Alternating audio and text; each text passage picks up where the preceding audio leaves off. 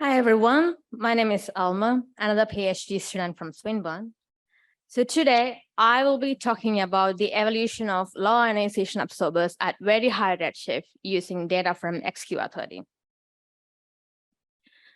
So first of all, I would like to draw your attention to the most exciting result of this work. We present the first ever number density statistics of weak intervening MT2 absorbers at a redshift of between 2 and 6.4, which is exciting. So how did we get here? We used quasar absorption spectroscopy technique, using which we can detect elements in the intervening medium using absorption lines in the spectrum of a background quasar. This is an example of a redshift 6 quasar. And as you can see, due to the saturation of Lyman alpha forest, it is really difficult to detect neutral hydrogen absorbers at redshift greater than 5. However, metal lines can still be detected. There were no metals before the formation of the first light sources, and these were ejected into the very pristine gas of neutral hydrogen after the formation of the first stars and galaxies, which also caused the ionization of neutral hydrogen. And this is known as the epoch of reionization, or in short, EOR. Recent studies by Bosman et al. 2022 and Zhu et al. 2022 predict a late end to the epoch of reionization to a redshift of 5.3. So if you're able to detect the metals in the CGM at redshift greater than 5, that will give us constraints to the reionization history of the universe.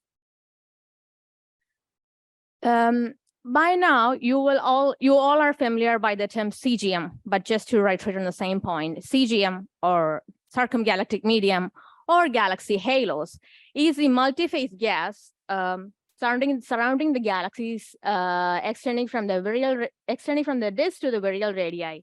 It acts as a source of galaxy star formation fuel, as well as a venue for galactic feedback and recycling. So we can detect the metals in the CGM using quasar absorption spectroscopy, as I said before.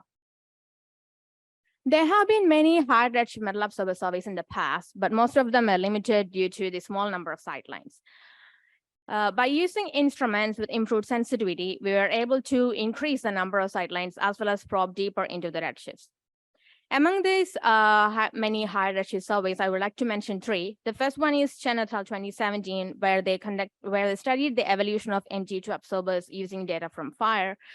The second one is Cooper et al. 2019, where they studied the ratio of column densities of C2 and C4, again using data from fire.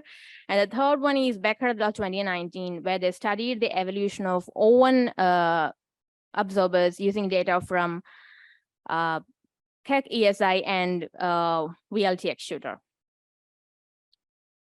Here I introduce our survey with improved resolution and high signal to noise ratio, the ultimate X-shooter legacy survey of quasars at redshift 5.8 to 6.6, in short, XQR30. It is a spectroscopic survey in the optical and near-infrared wavelength ranges, looking at the very brightest and very high redshift quasars in the southern hemisphere. The primary aim of this survey is to study the universe at its infancy. So as I mentioned before, I'll be focusing on the evolution of low ionization absorbers. So what are they? They are metal absorbers with their first ionization potential less than or close to that of neutral hydrogen, that is 13.6 eV. As a result of which, we can actually use them as tracers of neutral hydrogen at redshift greater than 5, where neutral hydrogen absorbers cannot be detected. Today, I'll be focusing basically on 3 low ionization absorbers, MG2, C2, and O1. And all the data for this analysis is taken from the very recently published XQR30 metal absorber catalog prepared by Davis et al. 2023. In order to look at their redshift evolution, I will be using the metric dndx, which will give you the number of absorbers per unit absorption path length. So here, sorry.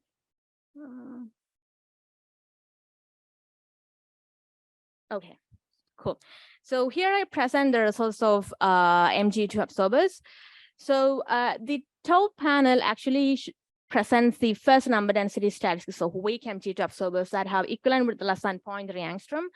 The middle panel, the purple points in the green points in the middle panel shows the results of medium MG2 absorbers that have equivalent with between 0.3 and 1 angstrom.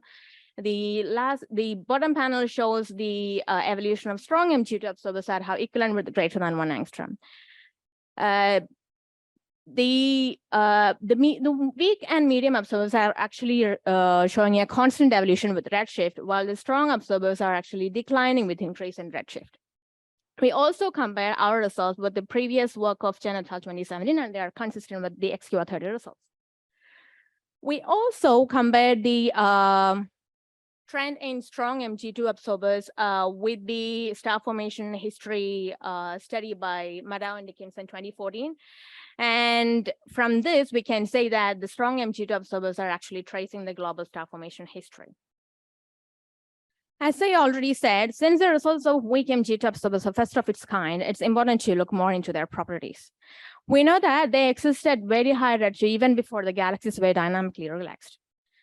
So we looked at the association of these absorbers with high ionization absorbers, such as C4 and silicon-4. It shows that the weak MG2 absorbers are having a higher column densities of these ions, indicating a multi-ionization phase. We also found out that the weak MG2 absorbers have higher column densities of C4 and silicon-4 related to the medium and strong absorbers. What could be a possible reason for this? For that, let's refer to the anti-correlation the study conducted by Nielsen et al., which actually shows an anti-correlation between the equivalent width and the impact parameter of MG2 absorbers. As a result, the weak MG2 absorbers will be located at larger impact parameters from the host galaxy, and they will be exposed more to the UVB, I mean, the ionizing UVB, and therefore and that could be a possible reason why they have higher column densities of C4 and silicon-4 in comparison to the medium and weak absorbers, I mean, strong absorbers. We not only looked at MG2, but also looked at the evolution of C2 and O1.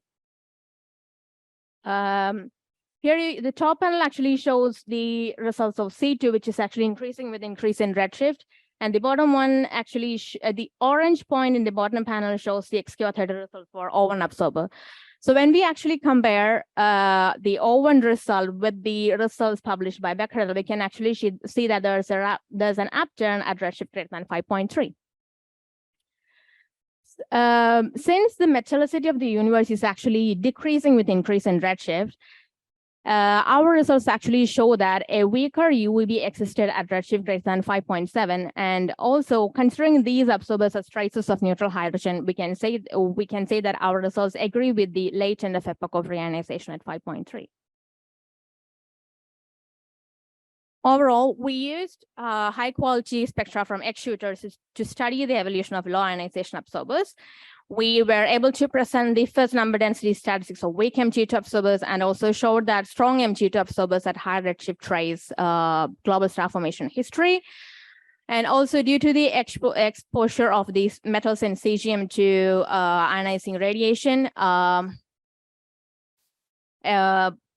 we showed that the number density of low ionization absorbers are actually increasing towards high redshift, which might be due to the presence of a weaker UVB. And if you're able to increase the number of sightlines and probe deeper into redshift, we can get more constraints about the reionization history of the universe. We are also planning to take images of galaxies associated with these absorbers so that we can, using JWST and Alma, so that we can study more about the properties of these early galaxies. I would like to conclude this talk by quoting the words of Stephen Hawking. Look up at the stars and not down at your feet. Try to make sense of what you see and wonder about what makes the universe exist. Be curious. And that's what we all are doing. Thank you.